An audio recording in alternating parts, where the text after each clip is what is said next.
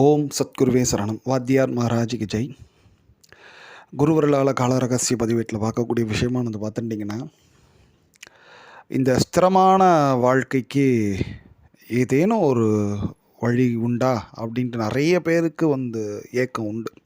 எவ்வளோ பெரிய ஐடியில் ஒர்க் பண்ணாலும் சரி, எங்கே பெரிய பெரிய பிஸ்னஸ் பண்ணியிருந்தாலும் சரி, எதுவுமே ஒரு ஸ்திரம் என்ற ஒரு நிலைமையில் இருக்குமா பார்த்தாச்சுன்னா மோஸ்ட்லி இருக்காது. ஏதோ அந்த அப்ஸ் டவுன் அப்படின்ற மாதிரி தான் போயிட்டு இருக்கும். ஓரளவுக்கு ஸ்திரமாக இருந்தால் எல்லாருக்குமே ஒரு சந்தோஷம். அதாவது செக்யூருன்ட்டு சொல்லுவாங்க. ஜாப் செக்யூரு, லைஃப் செக்யூரு அப்படின்ட்டு சொல்கிறாங்க இல்லையா? அது எல்லாமே பார்த்தாச்சுன்னா ஸ்திரத்தன்மையை ஒட்டி தான், நம்ம வாழ்க்கையோட ஸ்திரத்தன்மை ஒட்டி தான் இருக்குது. நம்ம வாழ்கிறது நல்ல ஸ்திரத்தன்மையாக இருக்கணும்னா கண்டிப்பாக அதுக்கு நிலையான உத்தியோகம், நிலையான நல்ல குடும்பம், உறவுகள், இது எல்லாமே நிலையாக இருக்கிறது உத்தமம். ஸோ அப்போ நிலையாக இருக்கக்கூடிய ஒரு விஷயத்துக்கு ஒரு சில காலங்கள் உண்டு. அந்த காலங்களில் நம்ம செய்யக்கூடிய தான தர்மங்கள், பூஜைகளால் ஓரளவுக்கு நம்மளோட அந்த லைஃப்பில் செட்டில்மெண்ட்டு, அந்த எப்படி சொல்கிறதுனா நிலையான ஒரு தன்மையை அடைவதற்கு ஒரு வாய்ப்புகள் ஏற்படும் அப்படின்ற ஒரு விஷயத்தை வாத்தியார் குறிப்பிட்டு சொல்கிறாரு. அதில் பார்த்துட்டிங்கன்னா, அது என்ன காலம், என்ன நிலை, என்ன ஸ்திரம் அப்படின்ட்டு யோசிச்சிங்கன்னா, இந்த புனர்பூசம் திருநக்ஷத்திரம் எப்போதெல்லாம் சனிக்கிழமையோட கூடுதோ, அதாவது இப்போது நீங்கள் விஸ்வாவசு ஆண்டில் பார்த்துட்டிங்கன்னா இந்த சித்திரை மாதம்தான். அதில் சித்திரை மாதம் வளர்பிறை சஷ்டியும் சப்தமியும் கூடிய ஒரு அற்புதமான நாள் சனிக்கிழமை. ஆங்கிலத்தில் பார்த்துட்டிங்கன்னா 3ஆம் தேதி 5ஆம் மாதம் அப்படி எடுத்துங்களேன், இந்த 25ஆம் வருடத்தில்.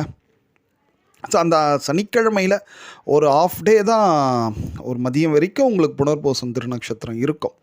அந்த புனர்பூசமும் சனிக்கிழமையும் கூடி வரும் அந்த வேளையில் வாமனமூர்த்தி அப்படின்ட்டு இருப்பார். நீங்கள் அந்த பெருமாள் ஆலயங்களில் போய் பார்த்தீங்கன்னா தசாவதாரங்கள் எங்கேனும் ஒரு தூண்களையாவது இருப்பாங்க, இல்லைனா அந்த விமானங்கள்லையாவது கண்டிப்பாக இருப்பாங்க. அந்த தசாவதார மூர்த்திகளில் வாமனமூர்த்தி, அதாவது கொடையை வச்சுட்டு இருப்பார், குள்ளமாக இருப்பார் வாமனமூர்த்தி. அவரை தரிசனம் பண்ணிவிட்டு வெளியே ஏழைகளுக்கு கால் அணிகள், செருப்புகள் தானம் பண்ணுறது. குறிப்பாக அந்த வெய்ய காலத்தில் யாராவது செருப்பு இல்லாமல் போனால் நிச்சயமாக எப்பொழுதுமே பண்ணணும். அதுலேயும் இந்த மாதிரி விசேஷமான கால இலக்கணங்கள் கூடும் வேளையில் நாம் பண்ணுறது என்ன வகையான ஒரு அனுகிரகம்னா, நிலையான வாழ்வில் ஒரு ஸ்திரத்தன்மையை ஏற்படுத்தி தரும் இந்த தானங்கள் அப்படின்ட்டு வாத்தியார் குறிப்பிட்டு சொல்கிறார். ஏன்னா எப்பொழுதுமே ஒவ்வொரு காலம் அறிந்து நாம் செய்யக்கூடிய ஒவ்வொரு காரியத்துக்கும் பலன்கள் பார்த்துட்டிங்கன்னா 100% உண்டு.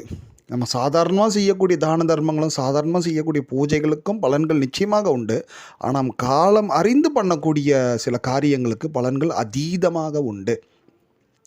அதன்படி நீங்கள் பார்த்துட்டிங்கன்னா, இந்த சனிக்கிழமை காலையில் புனர்பூசம் இருக்கும் வேளையில் நம்ம இந்த மாதிரி வாமனமூர்த்தி தரிசனம் பண்ணிவிட்டு முடிஞ்ச அளவுக்கு ஏழைகளுக்கு, குறிப்பாக செருப்பு இல்லாதவங்க, செருப்பு போட்டிருக்கிறவங்களுக்கு ஏதோ ஒன்று செருப்பு கொடுத்தா போதுண்டான்ட்டு இல்லாமல் கொஞ்சம் தேடி கண்டுபிடிச்சி கொடுத்துட்டிங்கன்னா இன்னும் விசேஷம்.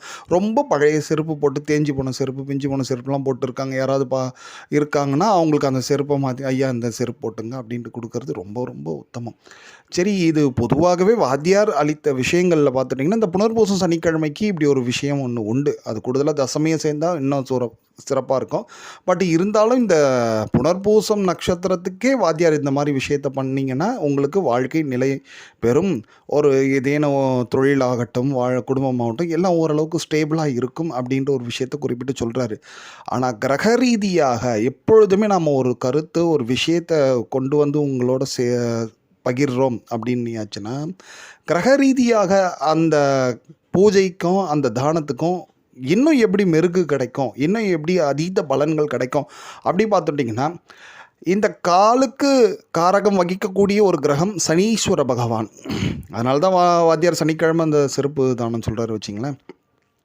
அந்த சனீஸ்வர பகவான் காலுக்கு காரகம் வகிக்கக்கூடியவர் அட் ப்ரெசண்ட் இப்போது கோச்சாரத்தில் எங்கே சஞ்சாரத்தில் இருக்கிறார் அப்படி பார்த்துட்டிங்கன்னா, மீனம் ராசியில் சஞ்சாரம் பண்ணுறாரு. இந்த மீனம் ராசி இப்போ கிரகத்துக்கு ஒரு காரகத்துவம் மாதிரி ராசி வீடுகளுக்கும் நிறைய காரகத்துவம் இருக்குது. காரகத்துவம் மீன்ஸ் அதுக்குரியது அப்படின்ற மாதிரி. அப்படி நீங்கள் பார்த்துட்டிங்கன்னா அந்த ராசி, மீன ராசி குறிக்கக்கூடிய உடல் உறுப்புகளில் என்ன உறுப்பு அப்படி பார்த்துட்டிங்கன்னா, கால் பாதம், மனிதர்களோட கால் பாதத்தை குறிக்கக்கூடியது ராசி தான் இந்த மீனம்.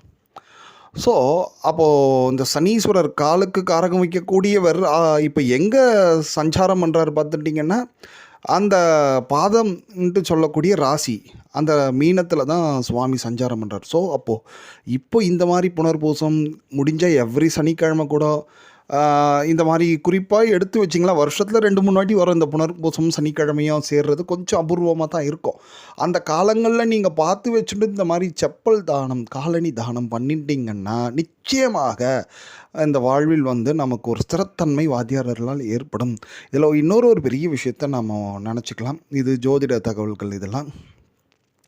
நிறைய பேர் வந்து ஒரு சில விஷயங்களில் வந்து ரொம்ப சங்கடப்படுவாங்க. என்னென்னா, எனக்கு அஷ்டமச்சனி ஆரம்பமாயிடுத்து, எனக்கு பாதச்சனி ஆரம்பமாயிடுத்து, 7.5 ஆரம்பமாயிடுத்து, இப்படியெல்லாம் சில கன்ஃபியூஸ்டு. அதுலேயும் இன்றைக்கி யூடியூப்பில் ஒவ்வொருத்தரும் ஒரு சிலர்லாம் எடுத்தால் அவ்வளோதான், நீங்கள் உயிரோடவே இருக்காதீங்கன்ற மாதிரிலாம் நிறைய பாவம் எக்குத்தப்பாக ஒரு பலன்களை சொல்கிறாங்க. இன்னொருத்தர் பிரச்சனையே வராதுன்ற மாதிரி சொல்லி அப்புறம் பிரச்சனையில் மாட்ட விட்டுன்ட்டு அவஸ்தை.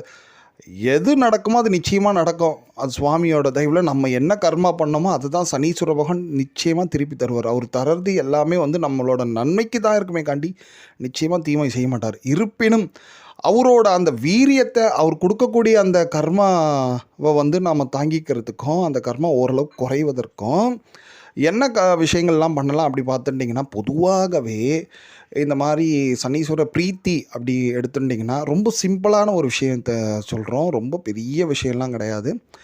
நீங்கள் அருகாமையில் உள்ள கோயில்களுக்கு எங்கே போனாலுமே காலில் செருப்பு போடாமல் போகிறதுக்கு முயற்சி பண்ணுங்கள். குறிப்பாக சனிக்கிழமைகள் அந்த நாட்களில் நிச்சயமாக நிறைய பேர் யோசிக்கலாம், ரோட்டில் அநேக விதமான கிருமிகள் எல்லாம் இருக்குமேப்பான்ட்டு.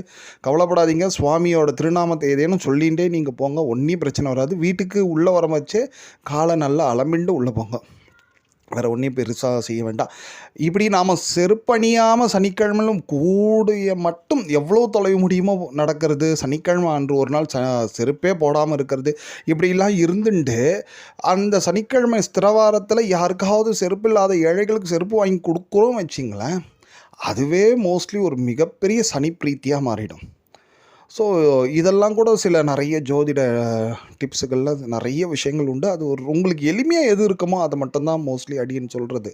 அதனால் இதையும் நீங்கள் பார்த்துக்கலாம். ஸோ, இப்போ இந்த கிரகங்களும் வந்து நமக்கு ஹெல்ப் பண்ணும். அண்டு வாத்தியார் சொன்ன அந்த நாள் இலக்கணம்னு சொல்லலாம் இல்லையா, வாத்தியார் பொதுவாக நாள் இலக்கணம் தான் சொல்லுவோம். எந்த நட்சத்திரம் எந்த கிழமையோட சேர்ந்தால் அதுக்கு என்ன பண்ணணுன்றது. அதன்படி சனிக்கிழமை புனர்பூசம் அன்று நீங்கள் காலணி தானம் பண்ணுறதுனால நம்ம வாழ்க்கையை ஸ்திரம் பண்ணிக்கலாம். நிலையான வாழ்க்கைன்றது நிலையான உத்தியோகம், நல்ல குடும்பம், மகிழ்ச்சி, இது எல்லாத்துக்கும் வந்து வழிவகுக்கும். அதுக்குரிய ஒரு எளிய தானம் தான் இந்த காலணிகள் தானம். ஓம்.